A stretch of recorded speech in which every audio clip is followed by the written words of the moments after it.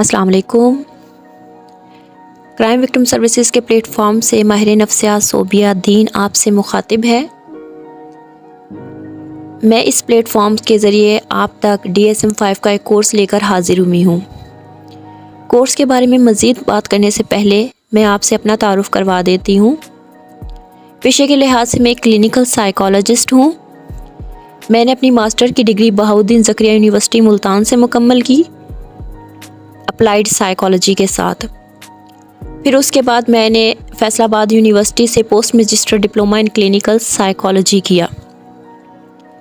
मैंने अपनी इंटर्नशिप जो है DHQ सरगोदा हॉस्पिटल से, टीचिंग हॉस्पिटल सरगोदा से कंप्लीट की और उसके बाद मैंने मुख्तलिफ़ किस्म के DHQs में as a clinical psychologist, as a trainee psychologist, as a intern psychologist काम किया, जिनमें DHQ Gujranwala, DHQ Johrabad हुशाब, DHQ Sargodha ये शामिल हैं। इसके अलावा मैंने प्राइवेट प्रैक्टिस की है उम्मीद-ए-नौ क्लिनिक गुजरांवाला में, जो कि एक रिहेबिलिटेशन सेंटर था।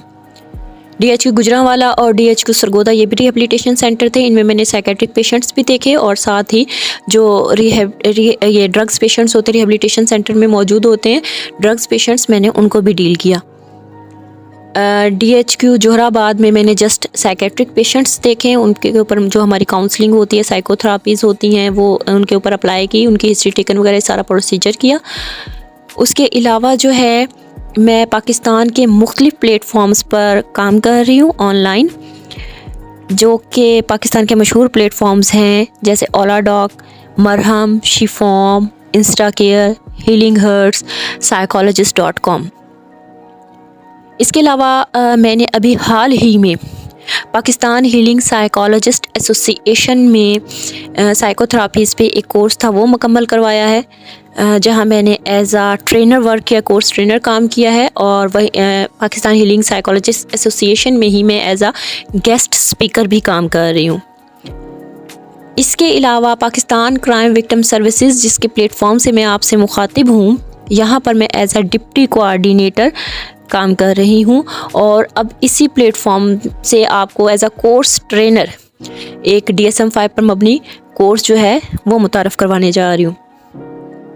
DSM-5 में बहुत से डिसऑर्डर्स मौजूद हैं, लेकिन मैंने जो है इस कोर्स में आपके लिए कुछ मखसूस डिसऑर्डर्स को सिलेक्ट किया है। और इन डिसऑर्डर्स को सिलेक्ट करने की असल वजह ये है कि ये ऐसे डिसऑर्डर्स हैं, ऐसी बीमारियां हैं जो कि हमारी रोज़मर्रा ज़िंदगी में अमूमन पाई जाती हैं। और मैंने जहां इतने हॉस्पिटल्स में काम किया है, वहां मैंने ये बीमारियां कसरत से देखी हैं।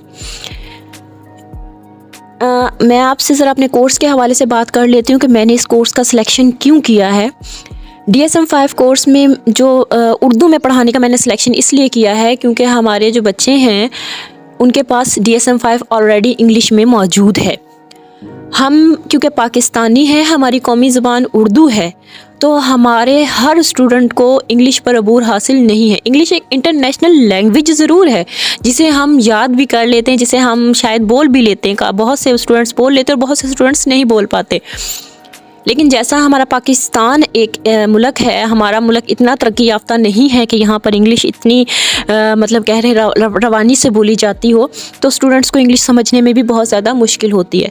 DSM-5 क्योंकि मुकम्मल तौर पर इंग्लिश में मौजूद है और हमारे जो स्टूडेंट्स हैं उनकी इंग्लिश इतनी अच्छी नहीं होती कि वो उसको अच्छे तरीके से समझ पाएँ, तो यही वजह है कि वो आगे जाकर अपनी फ़ील्ड को एज अ साइकोलॉजिस्ट नहीं ले पाते। क्योंकि उनके जो कॉन्सेप्ट्स होते हैं वो क्लियर ही नहीं होते किसी भी मसले को लेकर, किसी भी बीमारी को लेकर। तो DSM-5 मैंने बेसिकली उर्दू में पढ़ाने का इसलिए फ़ैसला किया है ताकि DSM में मौजूद जो डिसऑर्डर्स हैं, जो कि आजकल बहुत ज़्यादा आम है और पाए जा रहे हैं, वो डिसऑर्डर्स बच्चों को उर्दू ज़ुबान में समझ आते हों, उनको पता हो। क्योंकि जब हमारे पास पेशेंट्स आते हैं तो वो हमसे इंग्लिश में नहीं बात कर रहे होते, वो हमसे उर्दू में, पंजाबी में, जो इलाकाई ज़ुबान होती है उसी में बात कर रहे होते हैं, ठीक है। लेकिन जब हमें सारा कुछ इंग्लिश में ही पता होता है तो हम ना तो पेशेंट्स को बता पाते हैं कि हम आपसे क्या पूछना चाह रहे हैं, और ना ही जो पेशेंट्स हैं जब वो हमें अपनी ज़ुबान में बता रहे होते तो हमें इंग्लिश के लफ्ज़ का उर्दू में पता होता है तो हम नहीं समझ पा रहे होते कि वो हमें क्या बता पा रहे हैं। तो बेसिकली जो DSM-5 उर्दू में करवाने का मकसद है वो ये है कि हमें अपनी जो उर्दू ज़ुबान है उसमें DSM-5 का पता हो, ताकि जब कोई हमारे पास पेशेंट आए वो अपनी अलामात को बताए तो हम फ़ौरी तौर पर उन अलामात को हम पहले से उर्दू में जानते हों, तो जैसे ही वो पेशेंट हमें अपनी अलामात बताए तो हमें फ़ौरन से अंदाज़ा हो जाए कि इस बीमारी का, इस डिसऑर्डर का जो पेशेंट है वो हमारे पास मौजूद है।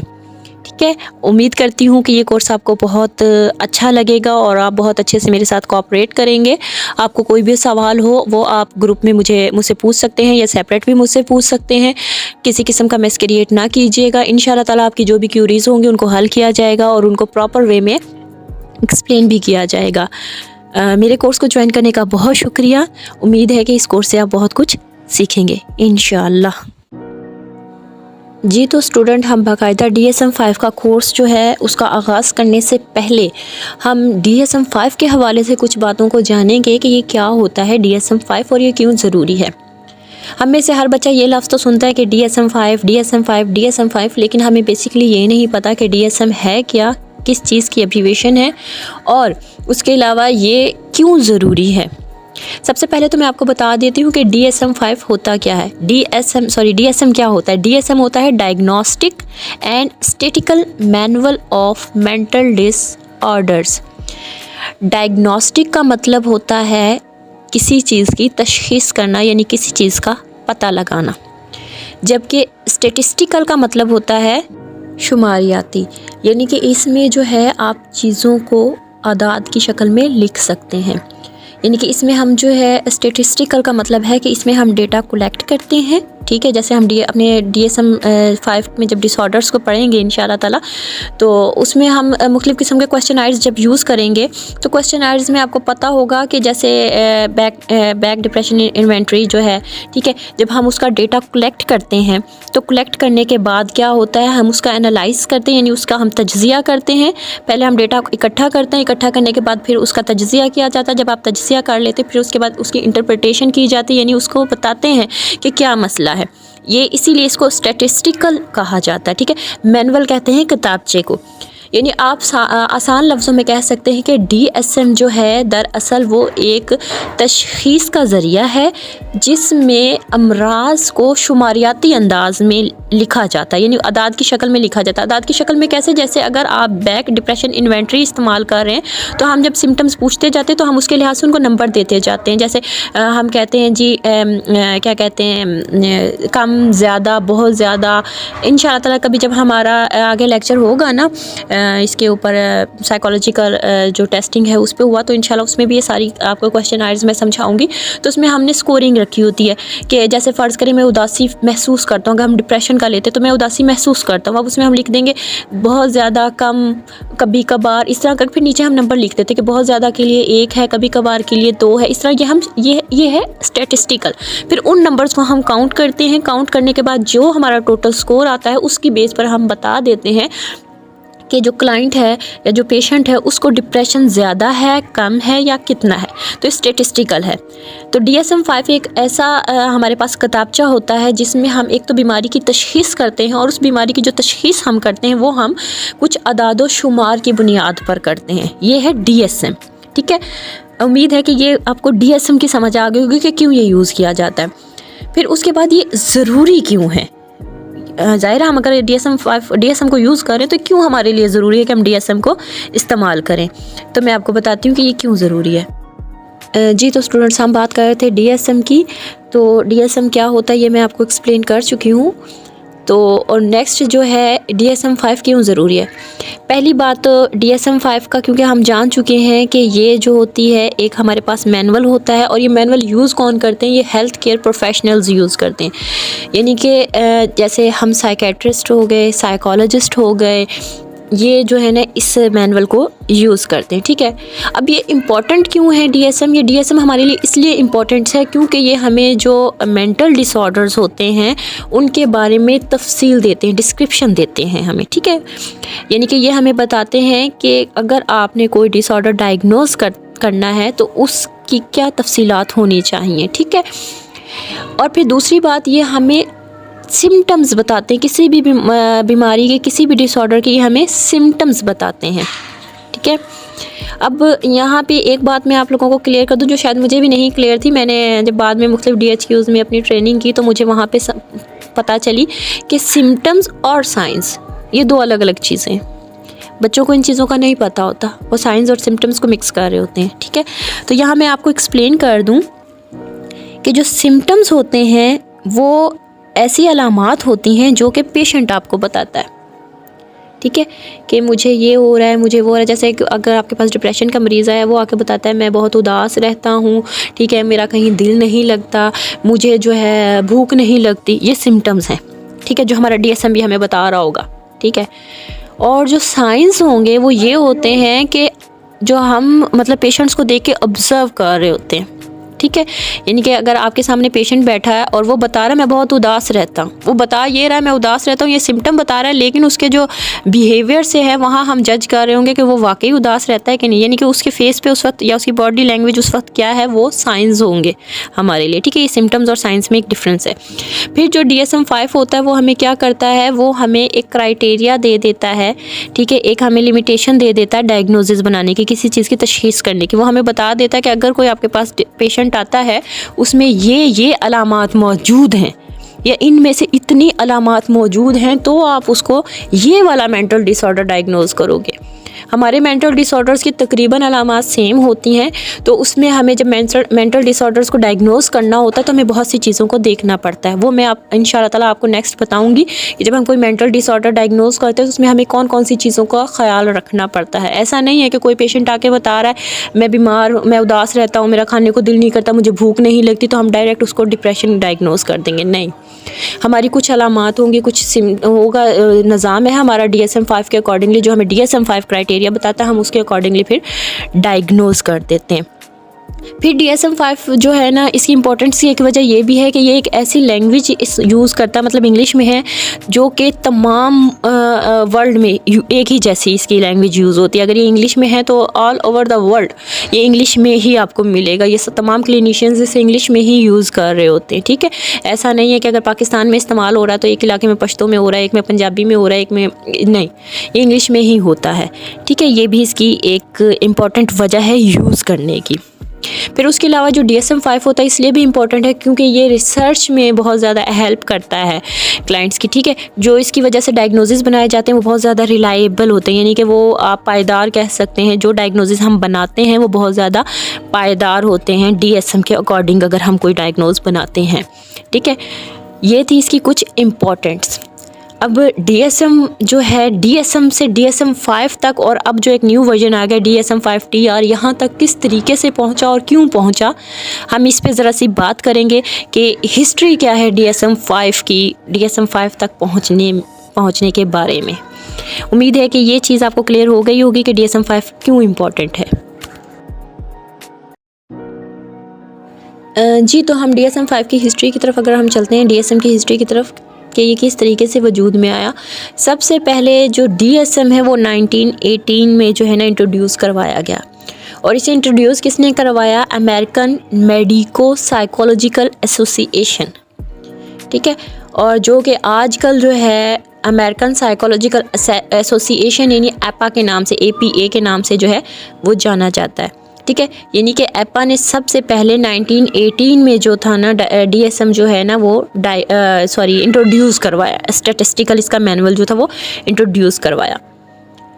फिर उसके बाद जो है ना इसमें वक्त के साथ साथ चेंजेस आती गई। तो 1928 में जो साइकेट्रिक एसोसिएशन जो थी उसने एक और इसका एडिशन जो है वो इशू कर दिया, लेकिन ये जो इशू क्या कहते हैं एडिशन इशू किया गया, ये ज़्यादातर जिन चीज़ों को फोकस करता था वो न्यूरोसिस था और साइकोसिस था।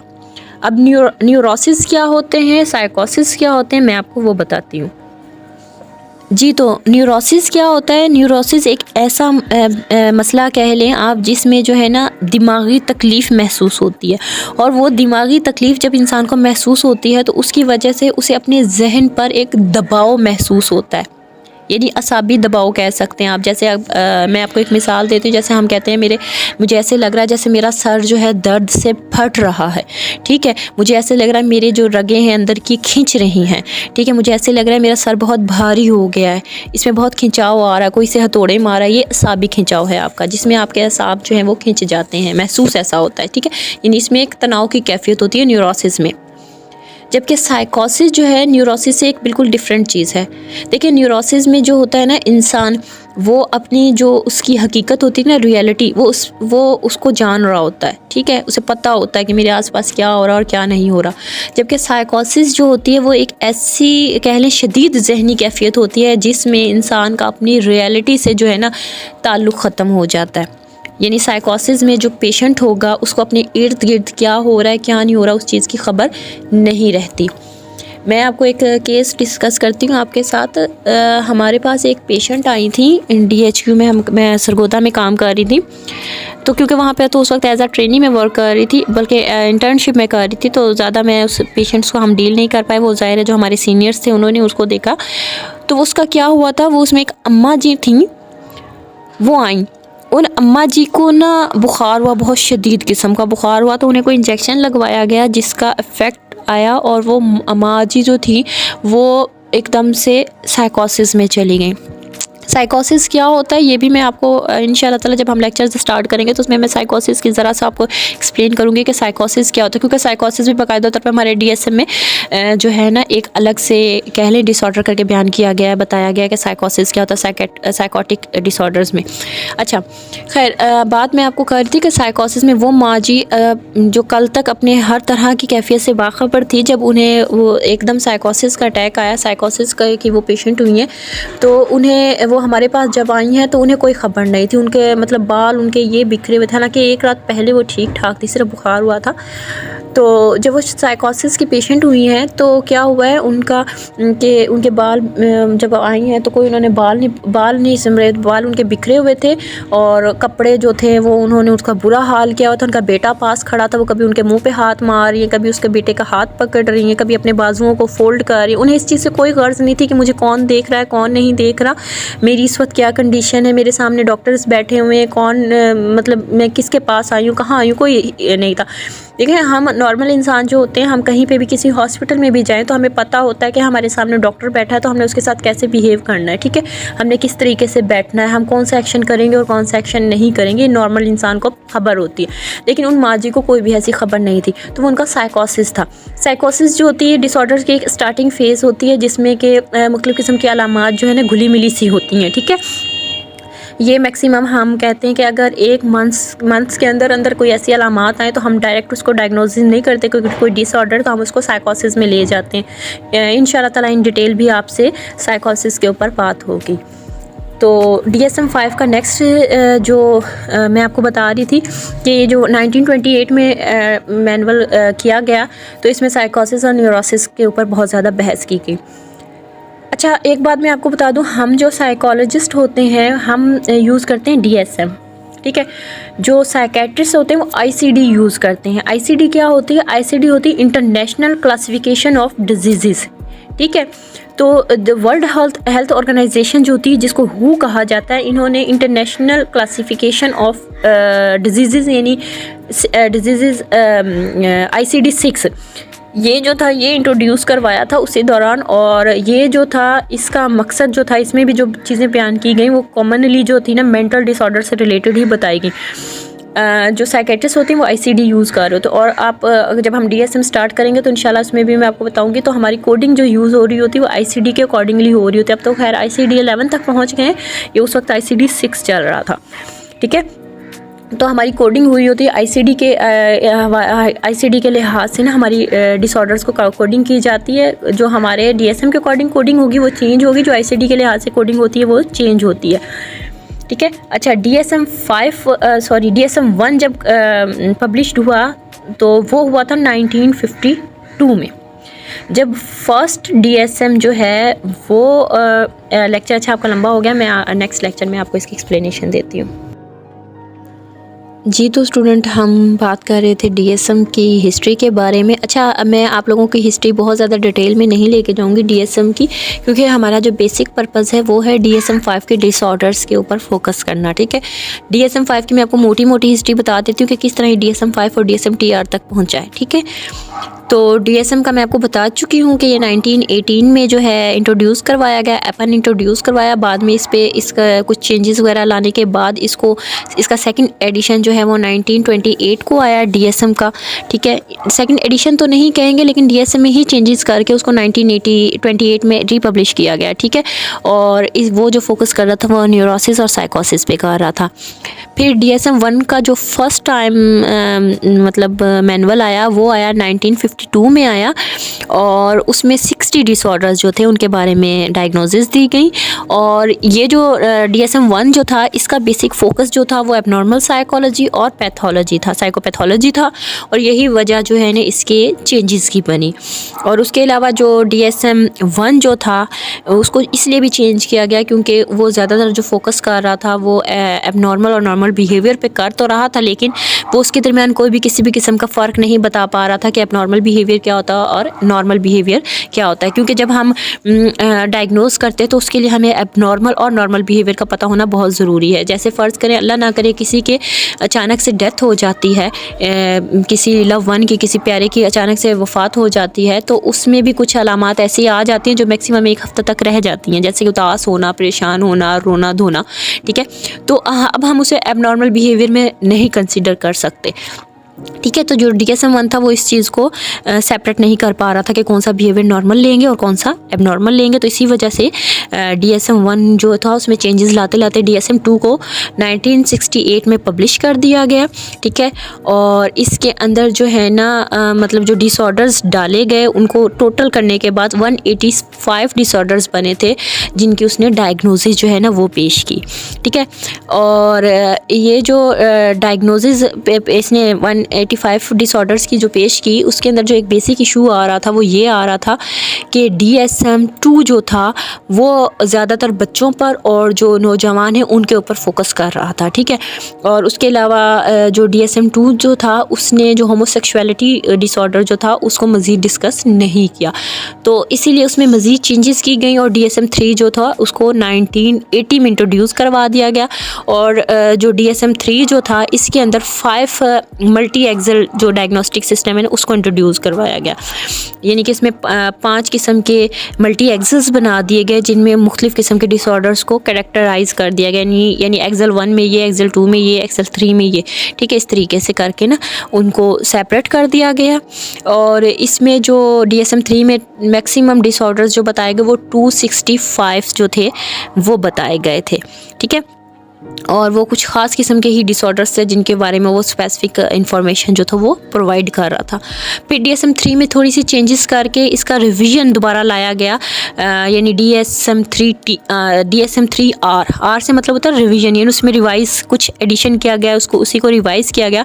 तो इसका जो रिवीजन जो था वो 1987 में रीपब्लिश किया गया और इसमें कुछ और डिसऑर्डर्स जो थे वो ऐड किए गए। तो इस तरह जहाँ उसमें पहले 265 डिसऑर्डर्स शामिल थे डीएसएम 3 में, तो वो इंक्रीज़ करके 297 कर दिए गए। ठीक है, पर ये भी क्योंकि प्रॉपर वे में डिसऑर्डर्स जो थे वो नहीं इसमें आ रहे थे, तो इसमें भी चेंजेस की गई और फिर डीएसएम 4 जो था वो इंट्रोड्यूस करवाया गया 1994 में। अच्छा, डीएसएम 4 जो इंट्रोड्यूस करवाया गया 1994 में, उसमें जो थे टोटल डिसऑर्डर्स 365 की रेंज में चले गए थे, यानी इसमें भी कुछ डिसऑर्डर्स का जो था ना एडिशन किया गया क्या डीएसएम 4 में। फिर डीएसएम 4 में 365 डिसऑर्डर्स होने के बावजूद इसका दोबारा से टेक्स्ट रिवीजन किया गया, इसको दोबारा से यानी कि कह लें आप दोबारा से स्टडी किया गया। इसकी वजह क्या थी कि इसकी वजह ये थी कि जो डीएसएम 4 जो था ना वो ज़्यादातर रिसर्च पे बेस कर रहा था। ठीक है, उसमें ज़्यादा क्राइटेरिया या डायग्नोसिस को जो पॉइंट नहीं बनाया गया था डिसऑर्डर्स के, बल्कि वो ज़्यादातर रिसर्च बेस्ड था DSM-4। तो उसका फिर टेक्स्ट रिवीजन जो था ना वो पेश किया गया 2000 में, ठीक है। और फिर उसमें कुछ ऐसी इंफॉर्मेशन दाखिल शामिल की गई जो कि डिसऑर्डर्स पर मबनी थी। रिसर्च के ज़रिए उसमें कुछ ऐसी जो इंफॉर्मेशंस थी वो शामिल की गई जो कि मुख्तलिफ़ किस्म के डिसऑर्डर्स के बारे में मालूमात दे रही थी। यानी रिसर्च के चैप्टर को रखा गया लेकिन ज़रा बैक करके। फिर उसके बाद DSM-4 TR के बाद DSM-5 को इंट्रोड्यूस करवाया गया, जो कि आजकल हम यूज़ भी कर रहे हैं और मैं भी आपको DSM-5 ही पढ़ा रही हूँ, ठीक है। इस पे काम होता गया और 2013 में जो है DSM-5 को इंट्रोड्यूस करवा दिया गया। और जी, तो हम बात करते हैं DSM-5 की, जिसे मैं आपको पढ़ाऊँगी भी इंशाल्लाह ताला, इसमें मौजूद डिसऑर्डर्स को भी पढ़ाऊँगी। तो DSM-4 में जब चेंजेस आए उसके बाद 2013 में जो है DSM-5 को इंट्रोड्यूस करवाया गया। और DSM-5 जो बेस कर रहा था असेसमेंट पर और डायग्नोसिस पर। असेसमेंट क्या होती है? असेसमेंट होती है जिसको हम आम तौर पर बोलते हैं इंटरव्यू, ठीक है। हम क्लाइंट का इंटरव्यू जो लेते हैं, हिस्ट्री टेकन करते हैं, उससे क्वेश्चनिंग करते हैं। क्वेश्चनिंग करने के बाद जो है हम फिर एक डायग्नोसिस बना देते हैं, एक तशखीस कर देते हैं। ये असेसमेंट में आएगा। यानी कि असेसमेंट में आप यूँ कह लें हम हिस्ट्री टेकन करते हैं पेशेंट से, ठीक है। उसके बाद उस पर कुछ टेस्ट अप्लाई करते हैं, ठीक है। वो टेस्ट अप्लाई करने के बाद जब हिस्ट्री टेकन का और टेस्ट अप्लाई का रिज़ल्ट मैच करता है तो फिर हम एक डायग्नोज बना देते हैं, एक तशखीस कर देते हैं कि इसको ये मर्ज़ है। फ़र्ज़ करें जैसे हम DHQ गुजरांवाला में काम करते थे, हमारे पास एक पेशेंट आया, हमने पहले जब उसकी हिस्ट्री टेकन ली तो हमें डायग्नोज हुआ है कि इसे डिप्रेशन है, ठीक है। तो फिर हम बैक डिप्रेशन इन्वेंट्री अप्लाई करेंगे। पहले हिस्ट्री टेकन हो गई, हिस्ट्री टेकन के बाद फिर हम अब इन्वेंट्री जो यूज़ करेंगे, यानी जो असेसमेंट टूल जो यूज़ करेंगे वो बैक डिप्रेशन इन्वेंट्री है। अब बैक डिप्रेशन इन्वेंट्री में अगर उसका स्केल आ गया वाकई कि उसे डिप्रेशन है तो फिर तो ठीक है, लेकिन अगर डिप्रेशन के सिम्टम्स ना आए तो फिर हम बैक एंजाइटी वाले अप्लाई करेंगे या कोई और जो भी हमारा मतलब मुख्तलिफ टूल्स हैं ना हमारे, तो फिर हम उनमें से कोई टूल उस पर पहले अप्लाई करेंगे। अगर हमारा जो हमने साइकोलॉजिकल टेस्टिंग अप्लाई की उसका रिज़ल्ट और जो हमारी हिस्ट्री टेकन है उसका रिज़ल्ट सेम आ गया तो फिर हम उसको डायग्नोज कर देते हैं कि उसको डिप्रेशन है। लेकिन अगर सेम नहीं आया तो फिर हम उस पर मुख्तलिफ़ किस्म के और टूल्स जो है ना वो अप्लाई करते हैं, हिस्ट्री टेकन दोबारा लेते हैं, किसी और पॉइंट को उठाने की कोशिश करते हैं, ठीक है। तो DSM-5 में हमें एक असेसमेंट बताई गई जिसमें हमें साइकोलॉजिकल टेस्टिंग दी गई और फिर उसके अलावा उसी की बेस पर डायग्नोज करना यानी तशखीस करना डिसऑर्डर के बारे में बताया गया कि किस तरीके से आप पहले असेसमेंट अप्लाई करोगे और उसके बाद जो है ना एक डिसऑर्डर को पेशेंट पे लागू कर दोगे कि इसको ये मर्ज़ है, ठीक है। अब जो DSM-5 का न्यू वर्जन आ गया DSM-5 TR, वो इस वजह से आया है कि ये क्रिटिसाइज़ किया जा रहा है DSM-5 पर कि DSM-5 जो है हमें ट्रीटमेंट प्लान के हवाले से मुकम्मल तौर पर इंफॉर्मेशन नहीं दे रहा। यानी DSM-5 में हमें कोई गाइडलाइन नहीं मिलती, कोई इंफॉर्मेशन नहीं मिलती ट्रीटमेंट से अकॉर्डिंगली, ठीक है। आप पूरा DSM खोल के देख लो, आपको कहीं पे भी नहीं मिलेगा कि DSM-5 में आप जो है ना ये इस डिसऑर्डर के लिए ये ट्रीटमेंट प्लान इस्तेमाल कर सकते हैं, ठीक है। तो हम जो ट्रीटमेंट प्लान यूज़ कर रहे होते हैं वो हमारे मतलब कह लें एक एक्सपीरियंस बेस होते हैं, दूसरा हम जो साइकोथेरापीज़ अप्लाई कर रहे होते हैं उस बेस पे हम जो है ना मुख्तलिफ डिसऑर्डर्स के लिए जो ट्रीटमेंट बताए गए हैं ना उनको कर रहे हो, तो जो आई थिंक ICD में बयान किए गए हैं, ठीक है। तो ये होता है हमारा DSM-5। अब DSM-5 TR जो वर्जन आया है नया, उसमें क्या है इसको TR इसलिए कहा जाता है, एक तो ये फुली रिवीजन टेक्स्ट है, ठीक है। और इसमें जो ICD कोड यूज़ होता है वो 10 के यूज़ होते हैं, ठीक है। और ये जो है ना ये हमें ट्रीटमेंट के लिए जो है ना बेसिक इंफॉर्मेशन जो है ना वो प्रोवाइड करेगा। यानी कि इसमें हम DSM-5 TR की हेल्प से मदद से जो है हम एक बेहतरीन डायग्नोसिस बना सकते हैं, बेहतरीन ट्रीटमेंट प्लान दे सकते हैं, ठीक है। तो ये हमारा DSM का कुछ मोटा जो कह लें तारुफ था, मोटी मोटी उसकी हिस्ट्री थी, इन डिटेल में नहीं गई। अगर आपको यहाँ तक कोई भी ऐसी बात है जो समझ ना आई हो या आपके माइंड में कोई क्वेश्चन हो या कोई ऐसी बात है जो मैं स्किप कर गई हूँ बताना, ये तो आप काइंडली मुझे ज़रूर बताइएगा। या अगर कहीं पे मैंने कोई बात गलत कह दी हो तो मुझे ज़रूर बताइएगा। वैसे अल्हम्दुलिल्लाह मैं आपको जब पढ़ाने बैठती हूँ, समझाने बैठती हूँ, तो मेरी हर मुमकिन कोशिश होती है कि आप तक बिल्कुल परफेक्ट नॉलेज पहुँचाया जाए, ठीक है। लेकिन ज़ाहिर है मैं भी इंसान हूँ, मुझसे भी गलती हो सकती है। तो अगर कहीं पे आपको फ़ील हो कि मैम ने ये चीज़ सही नहीं बताई या मैम ये चीज़ सही एक्सप्लेन नहीं कर पाई, तो मुझे ज़रूर बताइएगा, ताकि मैं आपके उस पॉइंट को भी क्लियर कर दूँ।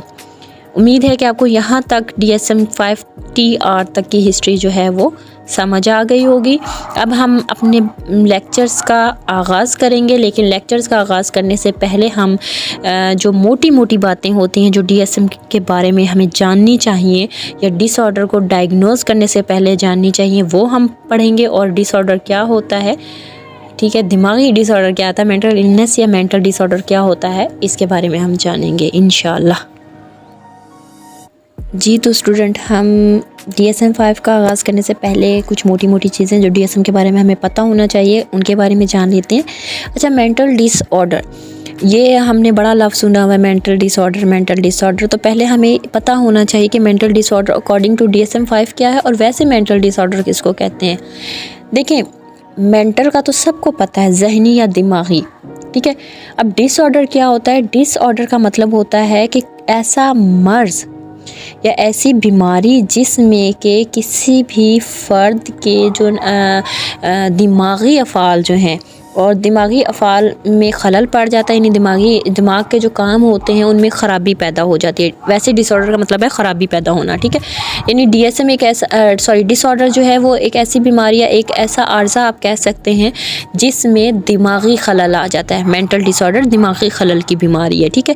यानी ख़राबी पैदा हो जाती है दिमागी की। जब दिमाग की ख़राबी पैदा होती है तो उसकी वजह से ऑटोमेटिकली जिस्मानी जो काम है वो भी मुतासिर हो जाते हैं। यानी कि हम मेंटल डिसऑर्डर को ये कह सकते हैं कि मेंटल डिसऑर्डर एक ऐसी कंडीशन है, एक ऐसी बीमारी है जिसमें फ़र्द के जो दिमाग है, दिमाग में ख़राबी पैदा होती है और उस दिमाग में ख़राबी पैदा होने की वजह से उसकी जो जिस्मानी एक्टिविटीज़ हैं, ठीक है, जो जिस्मानी काम है वो भी मुतासिर होते हैं। और जब किसी भी फ़र्द के दिमागी जो काम है वो मुतासिर हों या जिस्मानी काम है वो मुतासिर हों, तो ऑटोमेटिकली उसकी जो सोशल लाइफ होती है, यानी जो माशरे में उसका रहन सहन होता है वो भी मुतासिर होता है। उसकी अगर कोई कारोबारी ज़िंदगी है यानी ऑक्यूपेशनल लाइफ है वो भी तबाह बर्बाद होती है।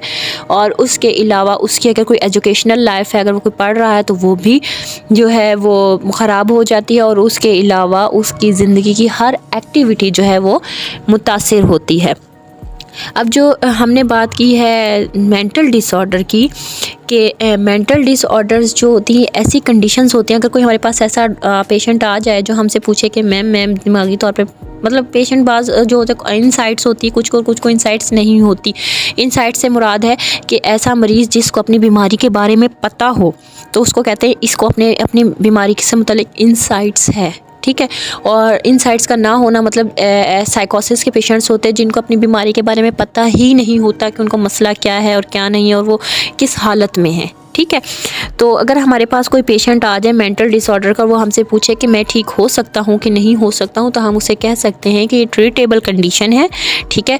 इंशाल्लाह ताला इसे जब हम इसका ट्रीटमेंट करेंगे तो आप ठीक हो जाएंगे। अगर मुकम्मल तौर पे कोई पेशेंट ठीक नहीं भी होता तो हम कह सकते हैं कि इस डिसऑर्डर में या इस बीमारी में इम्प्रूवमेंट जो है वो पॉसिबल है, ठीक है। और बहुत से ऐसे पेशेंट्स देखने में आए, बहुत से लोग ऐसे आए हैं देखने में आए जिनकी मेंटल हेल्थ जो होती है वो ठीक नहीं होती, मेंटल कंडीशन ठीक नहीं होती, लेकिन वो दोबारा से ठीक हो जाते हैं और उनकी फंक्शनिंग जो है वो बेहतर हो जाती है। और उसके अलावा मेंटल इलनेस या मेंटल डिसऑर्डर जो इसको बेहतर इस तरीके से भी किया जा सकता है कि कुछ हम प्रिकॉशंस दे देते हैं, कुछ हम उनको ऐसी कह लें रोकथाम सिखा देते हैं पेशेंट्स को, जिसके ज़रिए से वो जो मेंटल डिसऑर्डर है उस पर काफ़ी हद तक काबू पा लेते हैं और काफ़ी हद तक उस पर कंट्रोल ले आते हैं। ये थी मेंटल डिसऑर्डर की आम सी तारीफ़। यानी कोई भी आपसे पूछे कि मेंटल डिसऑर्डर क्या होते हैं तो आप आम लफ्ज़ों में उन्हें कह सकते हैं कि मेंटल डिसऑर्डर एक ऐसी दिमागी बीमारी का नाम है जिसमें इंसान के दिमाग में ख़राबी पैदा हो जाती है और उस ख़राबी की वजह से इंसान के रोज़मर्रा के काम मुतासिर हो जाते हैं, जिनमें उसके क्या कहते हैं स्कूल की एक्टिविटीज़ हो गई, ठीक है, तालीमी एक्टिविटीज़ हो गई, उसकी जो माशरती ज़िंदगी हो गई वो मुतासिर हो जाती है। उसके अलावा अगर वो कोई काम करता, कारोबारी ज़िंदगी जो है वो मुतासिर हो जाती है।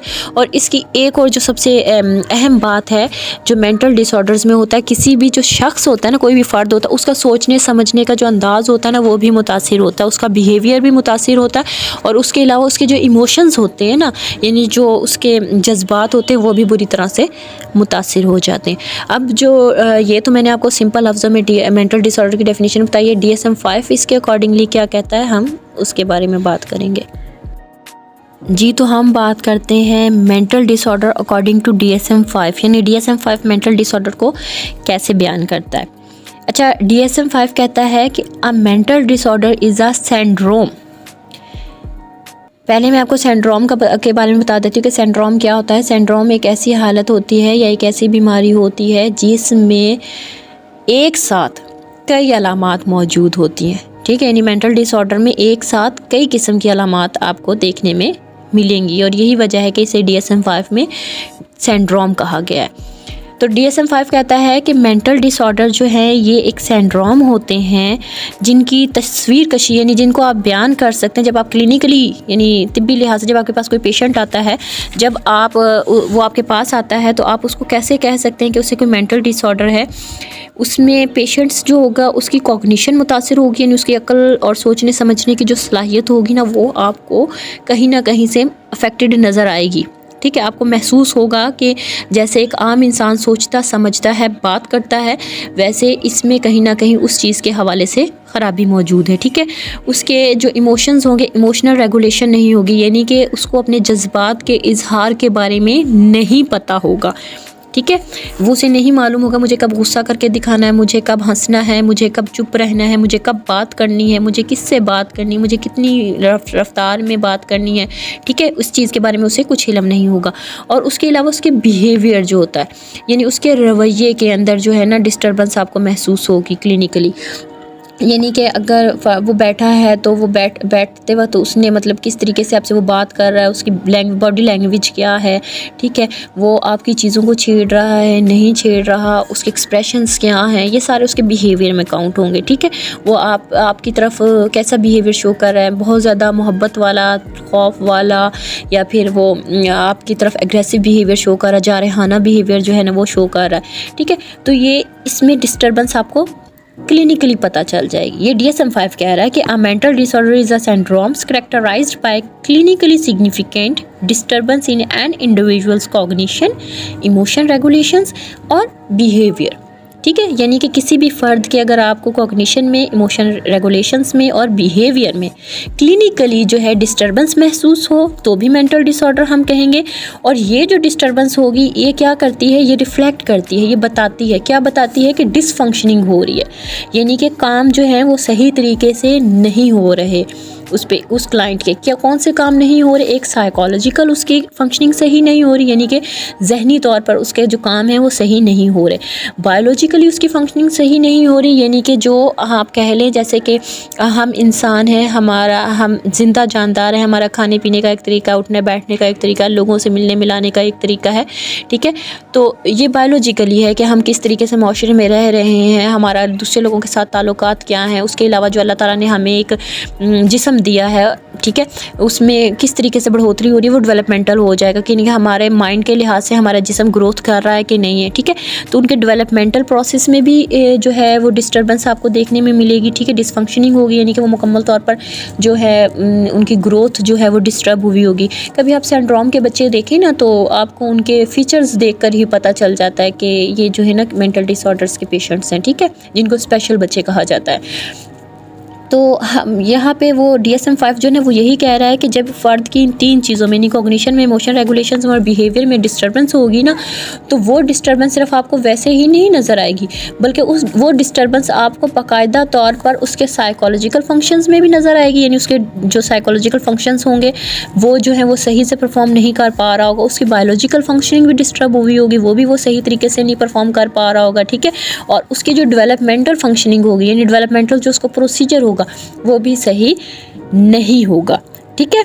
ये इसकी इन फंक्शनिंग में तो जो मतलब डिसफंक्शनिंग होगी। उसके अलावा DSM-5 कहता है कि मेंटल डिसऑर्डर्स जो होते हैं उसमें जो पेशेंट्स होते हैं, क्लाइंट होते हैं, उनकी जो सोशल लाइफ होती है, ऑक्यूपेशनल लाइफ होती है, सोशल यानी माशरती ज़िंदगी जो होती है, ऑक्यूपेशनल यानी जो उनकी कारोबारी ज़िंदगी होती है वो, और उनकी ज़िंदगी की जो दूसरी इम्पॉर्टेंट एक्टिविटीज़ होती हैं, ठीक है, वो सब की सब ही जो होती हैं ना वो एक तरह से डिसेबल होती हैं, यानी वो माजूर होते हैं, यानी कि वो इस काबिल ही नहीं होते कि वो इन अपनी एक्टिविटीज़ को परफॉर्म कर पाएँ, ठीक है। तो उनकी तमाम एक्टिविटीज़ जो होती हैं सोशल, ऑक्यूपेशनल और इम्पॉर्टेंट लाइफ एक्टिविटीज़ जो होती हैं सब की सब डिस्टर्ब ही मिलेंगी आपको।